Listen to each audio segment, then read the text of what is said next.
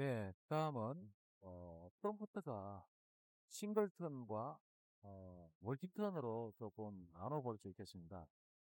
싱글턴의 방식은 한 번의 질문과 한 번의 답변으로 대화가 끝나는 방식을 내가 단일 질문에 대한 즉각적이고 단일한 답변을 내요. 그리고 멀티턴 방식은 여러 번의 질문과 답변이 연속적으로 이어지고 대화를 통해 점진적으로 정보나 해결책을 도출하는 방식을 멀티턴 방식이라고 합니다. 예를 든다면 어, 지구에서 달까지 거리는 얼마입니까? 이게 싱글턴 방식이 한 줄로 이렇게 표현하게 되면 약 384400km입니다 하고 뭐 바로 답변을 주는 형태거든요. 멀티턴 방식은 어떤 방식이냐 하면 일단 질문을 이렇게 합니다. 내가 다음 주말에 갈 수 있는 좋은 여행지를 추천해 줄 수 있나요? 했을 때 답변이 여행 취향을 말씀해 주시면 더 구체적인 추천을 드릴 수 있습니다. 자연을 좋아하시나요? 아니면 도시 탐방을 선호하시나요? 이렇게 도시 생성에 답변을 주면 거기에 대한 질문을 한 그 사용자가 네, 자연을 좋아합니다. 조용한 산책을 할 수 있는 곳을 찾고 있어요. 그러면 이제 생성형 AI가 그러면 지리산이나 설악산 같은 조용한 산길을 좋은 선택일 것입니다 하고 답변을 주는 것. 그러니까 생성형 AI와 사용자와의 어떤 질의 응답을 해가면서 만드는 방식이 멀티턴 방식이라고 할 수 있습니다. 자, 우리 프롬프트 중에서 페르소나라는 얘기를 많이 하는데 그 역할을 비유하는 것이 굉장히 중요합니다. 따라서 이 페르소나의 정의가 어떤 거냐 하면 특정 사용자의 특성을 반영한 가상의 캐릭터, 즉 어, 어떤 성격을 가지고 있는지를 얘기해 주는 거죠. 그리고 특정한 상황이나 맥락에서 어떤 행동할지 예측할 수 있는 가상의 사용자 프로필, 즉 직업을 얘기해 주는 겁니다. 나중에 한번 설명을 드리겠습니다만은 챗봇을 만들 때 이런 부분들이 굉장히 중요하게 역할을 합니다. 그 페르소나가 있는 거와 없는가의 이 장점은 어떤 차이가 있느냐 하면 개인화 부분입니다. 즉 사용자 요구에 맞춘 응답 제공으로 상호작용 만족도가 향상이 됩니다. 그리고 그 답변이 일관성이 있습니다. 즉 응답 톤과 스타일을 일관되게 유지해 신뢰성을 강화할 수 있습니다. 그리고 효율성입니다. 관련성 높은 정보를 빠르게 제공해 대화의 효율성을 증대한 그리고 공감 부분입니다.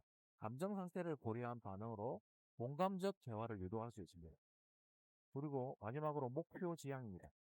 대화를 목표 중심으로 진행해 기대를 충족하는 그렇기 때문에 페르소나가 있는 거와 없는 거와의 차이가 이런 데 있는 것이고 그 부분에 대한 장점을 얘기하고 있는 겁니다.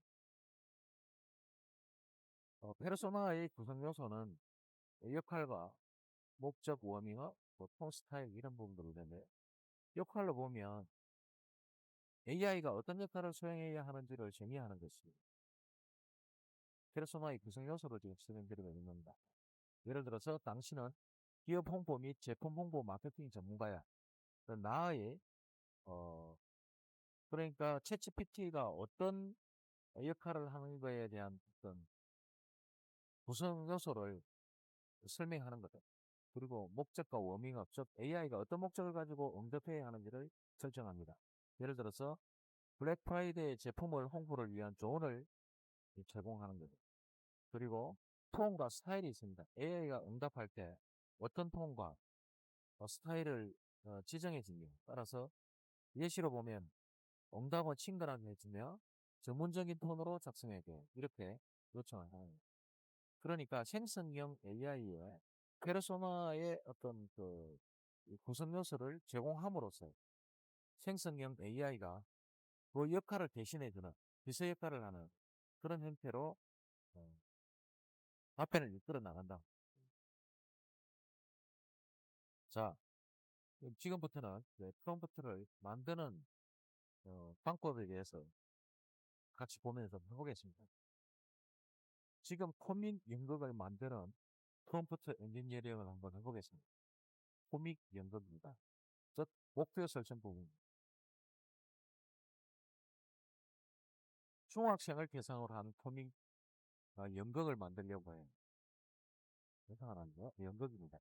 예. 중학생 대상이죠, 목표가.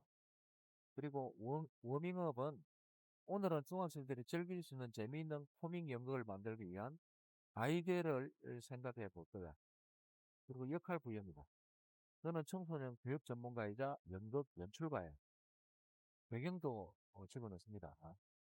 중학생들이 공감할 수 있는 주제, 유머 요소, 간단한 무대 장치와 소품, 쉬운 대사를 고려해서 만들어줘요. 이런 의미죠. 그럼 형식과 분량입니다. 연극 대본 형식으로 30편 이상으로 제시를 했습니다. 스타일은 유머스럽고 활기찬 으로도 이런 어떤 그 6가지 행태를 하나의 프롬프트로 만들어 보는 겁니다. 물론 이거를 뭐 다 적어도 되고 이거를 하나의 명령 문장으로 만들어 보는 거죠. 한번 보겠습니다. 오늘은 중학생이 즐길 수 있는 재미있는 코믹 연극을 만들기 위한 아이디어를 생각해 볼 거야. 너는 청소년 교육 전문가이자 연극 연출가야. 중학생이 공감할 수 있는 주제를 선택하고 유머 요소를 포함하며 간단한 무대 장치와 소품을 사용하고 쉬운 대사로 구성된 30분 분량의 연극 대본을 유머러스하고 활기찬 어조로 작성해도 여기에 6가지의 어떤 그 페르소나를 최종 프롬프트로 이렇게 문장을 만든 겁니다. 그러니까 아까 좋은 사례, 나쁜 사례를 많이 예를 들어 드렸습니다만은 사실 이런 부분들을 정확하고 명확하고 분량을 주는 거와 안 주는 거는 돌아오는 답은 완전히 다르기 때문에 이렇게 하는 겁니다. 다시 한번 다른 예를 한번 들어보겠습니다. 시를 쓰고 시와 어울리는 이미지를 만드는 프롬프트 엔지니어 한번 보겠습니다. 당연히 6가지의 어떤 문법적인 항목들이 들어갑니다. 자, 목표 설정은 시를 쓰고 시와 어울리는 이미지를 만들고 싶어. 워밍업은 오늘은 내가 쓴 시와 어울리는 멋진 이미지를 만들어 볼 거야. 역할 부여를 보면 너는 창의적이고 감수성이 풍부한 중학생이야. 그리고 배경은 시의 주제를 먼저 정하고 그 시에 어울리는 이미지를 구성해봐. 예를 들어 자연, 우정, 꿈, 학교 생활을 등에 선택할 수 있어요. 이렇게 기획을 하는 거죠. 그리고 형식 및 분량은 짧은 시와 거의 시를 표현하는 이미지를 생성해야 돼요. 그리고 스타일은 자유롭고 창의적인 요소로 해서 이런 부분들을 기획한 다음에 최종 생성형 AI에 프롬프트를 주는 것은 오늘은 내가 쓴 시와 어울리는 멋진 이미지를 만들어 볼 거야. 너는 창의적이고 감수성이 풍부한 중학생이 하고 블라블라 이렇게 이 내용의 6가지를 가능하면 풀어서 이렇게 명령어를 줄 수가 있다는. 다음 예 한번 보겠습니다. 네이버 블로그 글을 쓰기 위한 주제를 알려주는 프롬프트 예. 이 또한 6가지의 어떤 스타일로 한번 만들어 보겠습니다. 목표는 네이버 블로그 글을 쓰기 위한 주제를 알려줘요. 워밍업으로 네이버 블로그의 글을 쓰면 독자들이 좋아할 만한 주제를 잘 선정해야 해. 역할 부여를 하는 거죠. 너희 네이버 블로그에서 다양한 주제로 글을 쓰는 경험이 많은 블로그야 하고 페르소나를 주는 겁니다. 그리고 배경 정보는 블로그 주제나 독자의 흥미를 끌면서 네이버 검색에 잘 노출될 수 있는 것이 좋아. 계절이나 유행에 맞는 주제 그리고 개인적인 경험을 바탕으로 한 들어의 효과적인 것이 있어. 이렇게 배경 정보도 주고 생식 및 분량도 줍니다. 그리고 스타일도 주죠. 그렇게 하면 수용 프롬프트는 이걸 전체적으로 다 나열할 필요는 없습니다. 이것을 생성의 AI가 이해할 수 있도록 또 풀어서 이런 하나의 문장으로 적어주시면 여러분들이 원하는 결과를 받아볼 수 있을 거죠. 한번 더 해보겠습니다. 스마트 AI 칫솔 홍보를 위한 문구를 만들고 싶어 이거를 생성형 AI한테 던지고 그러면 이것도 당연히 목표 설정을 해야 되고 워밍업을 하죠. 그리고 이제 역할 부여를 줍니다. 그리고 동일하게 배경 정보를 주고 편집비 분량도 주고 스타일을 줍니다. 그렇게 하여 최종 프롬프트가 스마트 AI 칫솔의 감점을 효과적으로 홍보할 수 있는 매력적인 문구를 생각해보자. 너는 최신 기술 제품을 마케팅하는 AI 전문가야. AI 기반의 개인 맞춤형 칫솔질, 실시간 피드백, 스, 스- 스마트 폰셋 기능, 그리고 효율적인 고관 관리를 반영하여 직관적이고 설득력 있는 어조로 강렬하고 인상적인 문구를 30초 이내로 만들었죠. 이 빠진 거 없죠? 여러분들이 보시다시피 프롬프트를 이렇게 주는 겁니다. 이런 6가지 스타일을 기획을 해서 최종 프롬프트를 이렇게 만들어가 주면 여러분들이 원하는 스마트 AI 칫솔 홍보를 위한 문구가 만들어서 답신을 받을 수 있을 거예요. 또 한번 보겠습니다. 제가 이걸 계속 반복하는 것은 그만큼 우리가 프롬프트, 즉 명령어나 지시를 하는 것이 그만큼 중요하다는 거예요. 그래야 우리가 원하는 답변을 받을 수 있다. 이렇게 한번 가겠습니다. 어, 이번 그 제목은 생성형 AI가 우리 생활에 미치는 영향에 관련된 프롬프트 엔지니어를 만들어 보려고 합니다. 그래서 당연히 목표 설정과 워밍업, 그리고 역할 부여, 배경 정보, 형식 및 분량, 그리고 스타일, 그러면서 최종 프롬프트가 이렇게 나옵니다. 오늘은 생성 AI 기술이 우리 생활에 어떤 변화를 일으키는지 탐구해 보고자 합니다. 너는 AI 기술의 사회적 영향을 연구하는 사회학자야. 이런 페르소나를 주죠. 역할을 부여를 합니다.